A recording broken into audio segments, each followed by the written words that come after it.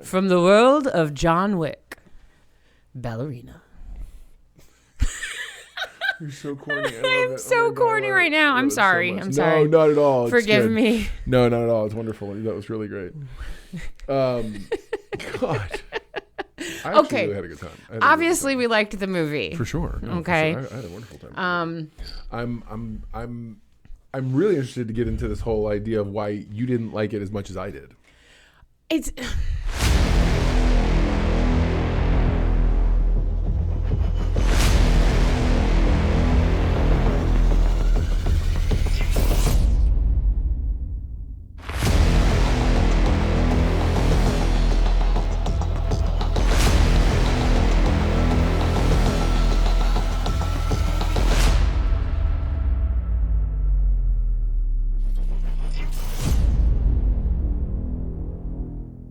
What's up, my know-it-alls? Welcome to the spoiler talk discussion about Ballerina, a John Wick film, or at least from the world of John Wick, as she so eloquently put it. So why don't you like this movie? Okay, that's not what I said. I said I liked the movie. I had a lot of fun with it. Right. It was just a basic storyline. Okay, like for sure. There was no depth. There was no like. I would have loved to know more about her growing up. Like we got to see her in the beginning. So it's fun. Okay. And then we saw her, with bloody toes. I'm assume. So I feel like we've seen that story. It's called La Femme Nikita. The French cinema did it first. Then we adopted a version of it, and then eventually it became a USA television series. I feel like so, but no. I felt like they did the. I feel like they gave us enough of for me. It was enough to get me into the story, get me where I wanted to go as quickly as possible. Otherwise, we'd have been sitting there. Even in her backstory, you find out that her. Oh God, spoilers, by the way. You did say spoilers. I know this is the spoiler talk. But even in her backstory, we get the fact that her father was part of that weird X crew, and he's fighting. So we get in a fight scene in the flashback. We had great. I mean, seriously, we had great fight scenes, and that's definitely not a complaint.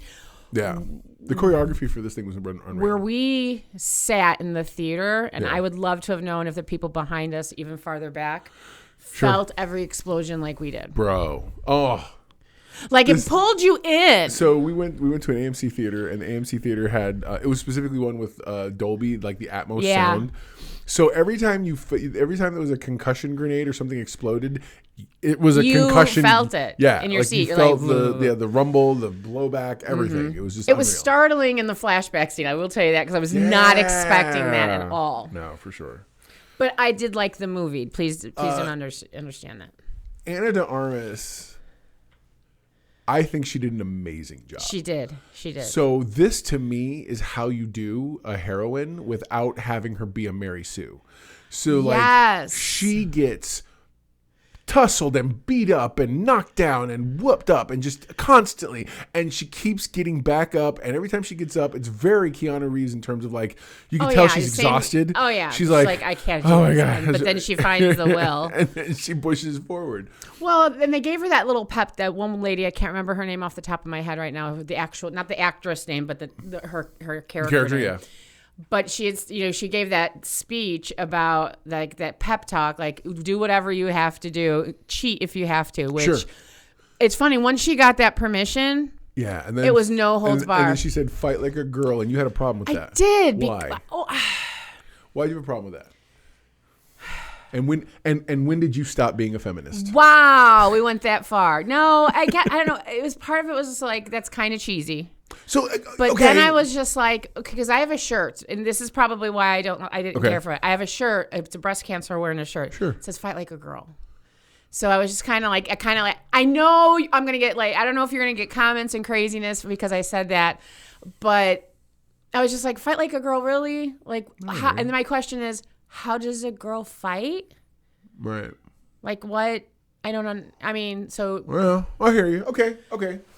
I feel like it didn't take me out of the story. No, got it. For me, I actually liked a lot of because remember, what the lady said was 100% true, and it was actually the first time I've ever seen it really addressed. It's one of those things that I know that I know that the critical drinker will be happy because they literally had her say her instructor, the black lady, can't remember her character's name either, who says to her, who literally is like, you will always be, you will be outweighted, you will be outclassed, you will be strong. They will stronger than you. They will be bigger than you. You're always gonna have to fight like on your terms, the way you have to change the rules of the engagement, and ultimately like it ends with ultimately fight like a girl, which I thought was good.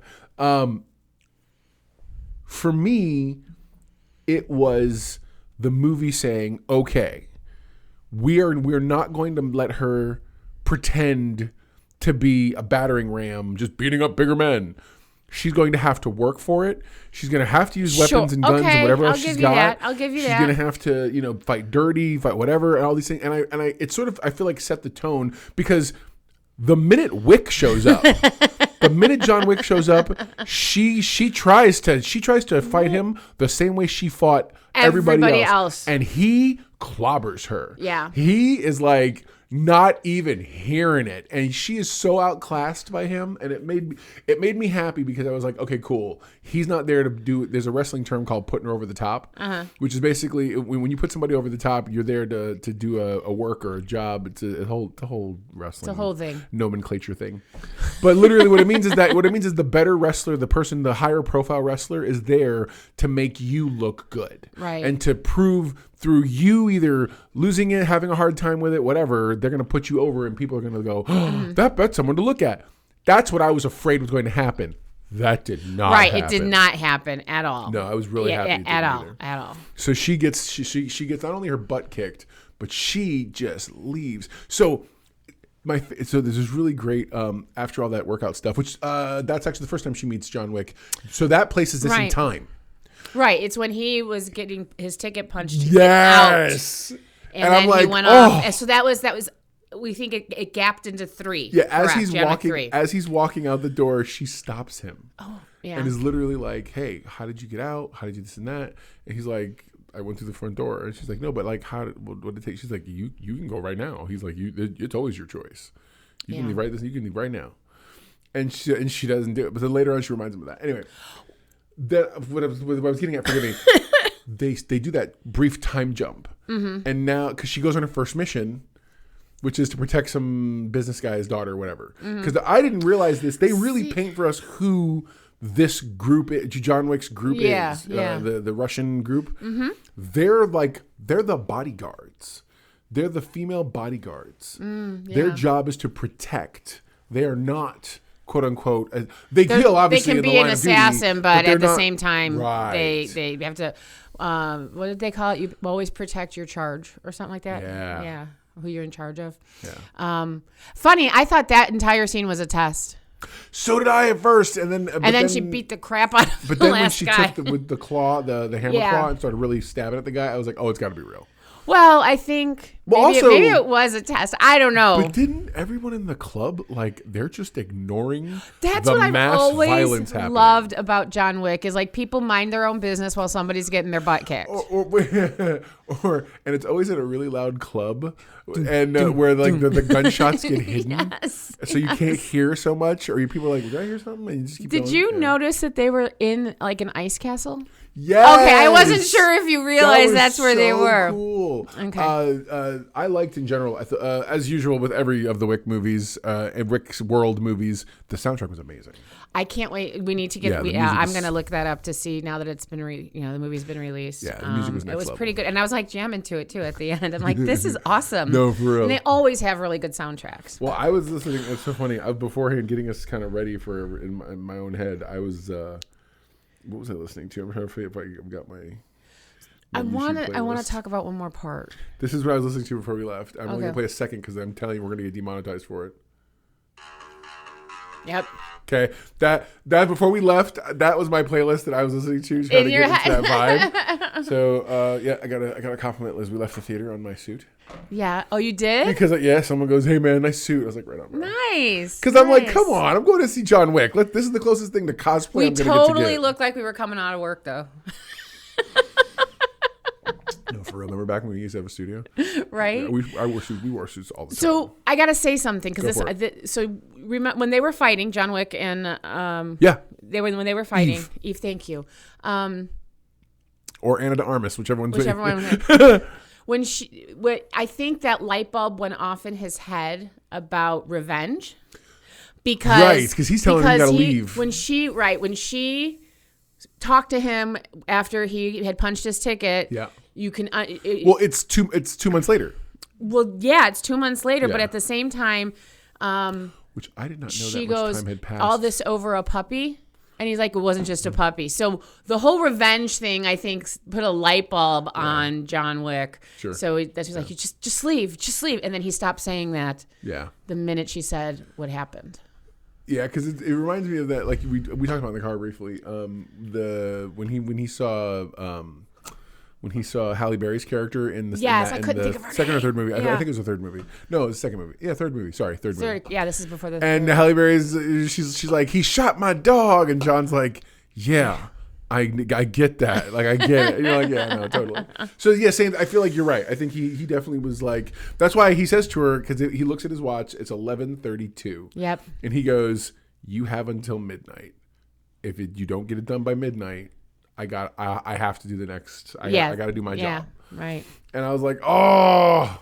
Also, when I had no clue it was 2 months between what we think, because the movies don't tell you distinctly how much time between the John Wick movies exists. Mm-hmm.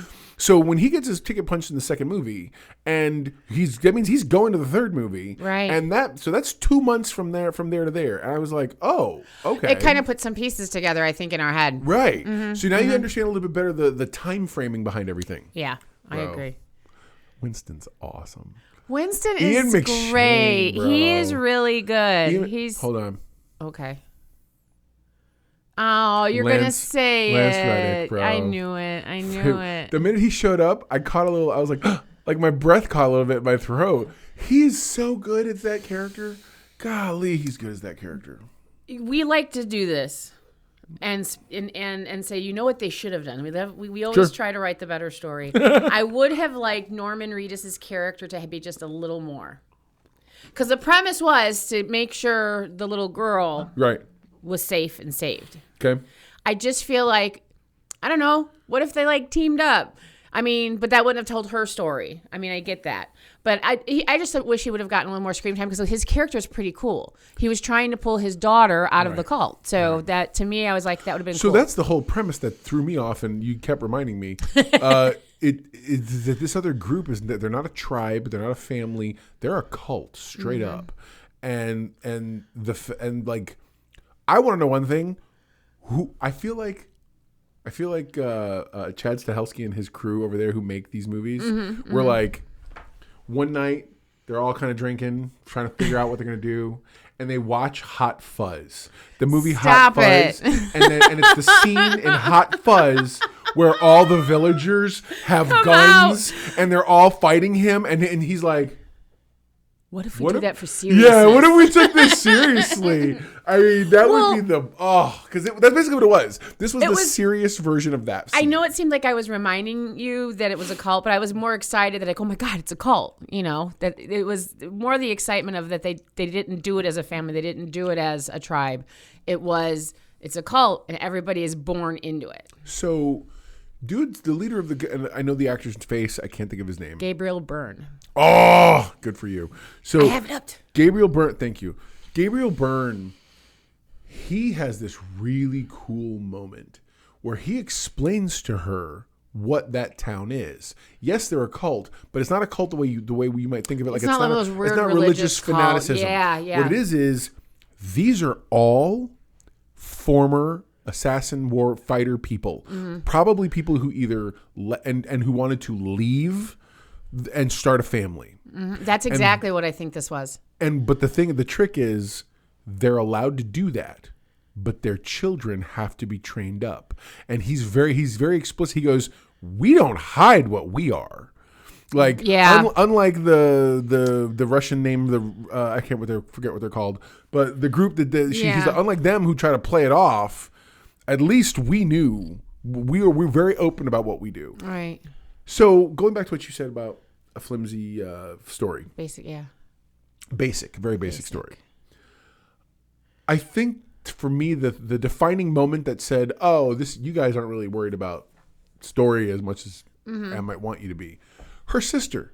One second she's there, the next second she's gone. I know. We barely got a moment to breathe in that. It would have been cool to see them going after the Chancellor, and we didn't get that because I kind of thought that would have happened. That's why I was like, it was very basic. I kind of expected. So when you're doing something like this, I feel like the idea is either one of two things has to happen. And I even said this to you afterwards. I said, either A, you have to make this a major rabbit trail offshoot of the main John Wick storylines.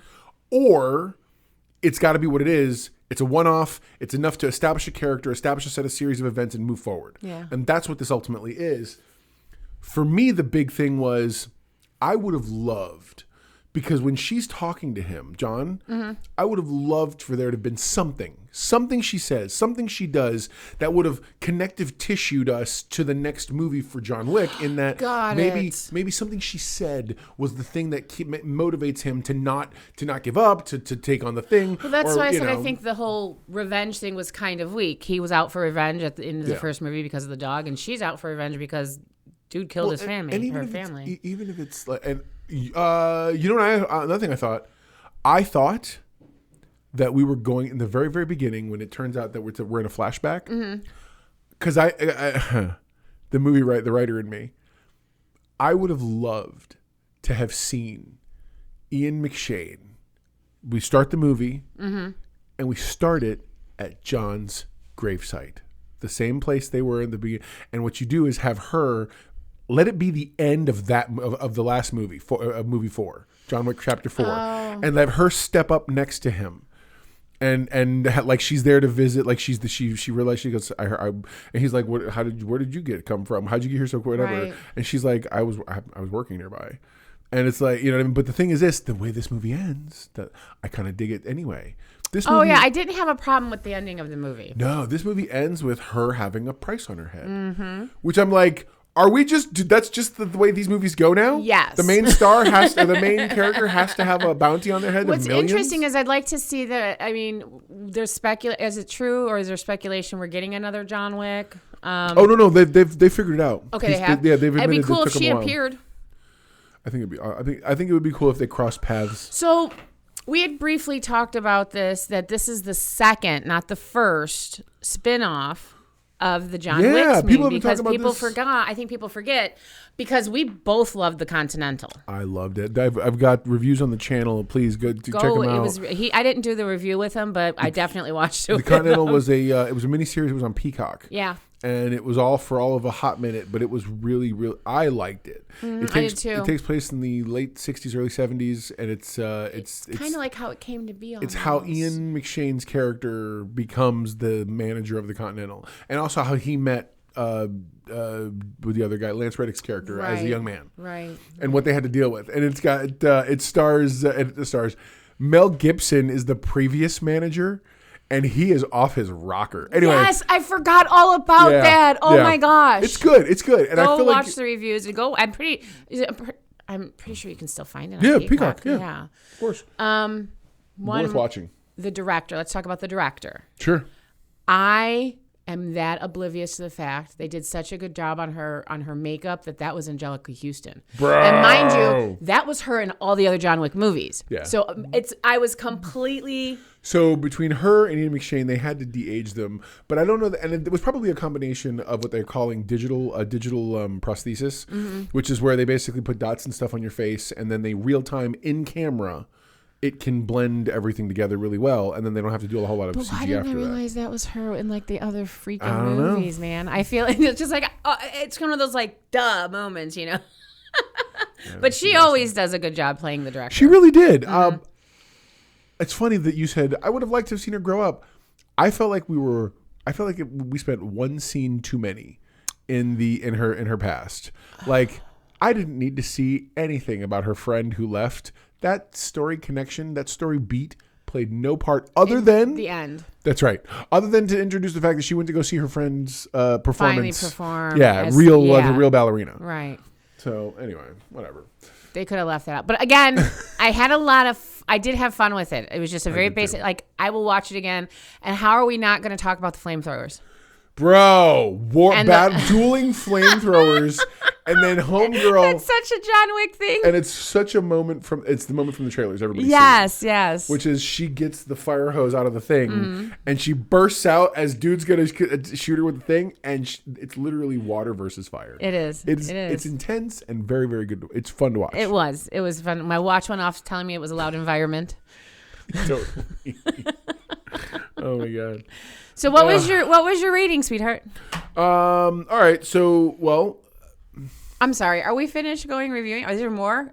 We can keep talking. I don't think so. No, I think we're good. So there you go. Now you know. If you have to battle, you have to be a know-it-all yourself. What are our notes? I gave a perfunctory score of 8 on my non-spoiler review. I think I hold to that. Okay. I think it's an 8 out of 10 for me. I think it was also for you, wasn't it? Yeah, I would. No. It's definitely an 8. Like I said, if I can watch a movie and have fun, I can forgive. Sure. It's a basic storyline. We love the John Wick franchise as it is. So I think that's why I'm very comfortable giving it an 8. Very creative fight scenes. It's not just the level of choreography. They do really neat, realistic things. Yeah. A lot of them. And again, she's which is what everything it should be because I think Keanu Reeves sort of set the bar. She gets hurt. Yeah. She stumbles. She gets stabbed often. Oh, poor girl gets stabbed so much. Literally, after the 2-month thing, she's pulling on the tip of a knife that was stuck in her arm. But then like a she steak walks knife. through this place and she has wrecked shop. And then as she's about to leave and pull out, that's right. She's turning and some SUV just slams coming into after her. Oh. Well, the interesting part about that is that I feel like they were still the X. We're just gonna call him the X cult. The X crew. That they were trying to deliver her back though too, but sure. I don't know. They came out guns blazing, so I'm not sure. No, for real. I know that it's funny because I'm trying to wind this thing down. I know, we're but just talking about it. No. But I enjoyed it. Ana de Armas does a really good job. I mentioned in my other review, she's like, and this is only going to be relevant to comic book fans, she's like a Jim Lee female character come to life. The way the square cut of her jaw, just the way she looks. She's a character that is very much, she looks like she could be walked off the pages of a comic book. The picture I'm looking at of her right now, I totally get that. Yeah. And it's one of those things I'm just like, wow, man. And I don't read comic books, but you definitely, definitely her fair. Features are there. But yeah. All right. I enjoyed it. I'm glad you did too. Hopefully you guys are going to get an opportunity to see it. If you haven't watched it yet, please go watch it. It's a great movie. You're going to want to see it in the movie theater. Just for the sheer excitement. If nothing else, that sound design is unreal. So, yeah, it just blows you away for real. Any other final thoughts? No, because we can keep doing this forever and ever, but just people need to go see it because it was really good. All right, guys. Well, I'm so glad you guys were joining us to talk about Ballerina from the world of John Wick. I can't wait to hopefully talk more about John Wick in the future when it comes to John Wick Chapter 5, which is in pre-production. They're kind of thinking it through, I guess. He says he knows how to get in. So they always said that's always been the hindrance to doing it. Mm-hmm. So anyway. All right, guys, comment below. Let us know what you thought. We'd love to see you join the Know It All Nation, be part of this whole thing, discussion.